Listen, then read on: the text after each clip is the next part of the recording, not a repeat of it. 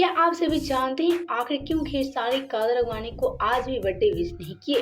जी हाँ, जैसा कि आप सभी जानते हैं कि 2 साल से कादर अडवाणी खेसारी के बीच विवाद चल रही है, लेकिन क्या खेसारी कादर अडवाणी को आज बर्थडे विश किए? जी हाँ, जैसा कि हम आपको बता दें, आज कादर अडवाणी पूरे 32 साल की हो गई और आज कादर अडवाणी के लिए काफी स्पेशल दिन भी है, क्योंकि आज कादर अडवाणी का बर्थडे है। लेकिन कादर अडवाणी का एक तरफ तो बर्थडे है, लेकिन एक तरफ सबका यही इंतजार है क्या खेसारी कादर अडवाणी को बर्थडे विश किए, क्योंकि आप सब तो जानते हैं कि खेसारी कादर अडवाणी कितने अच्छे दोस्त थे।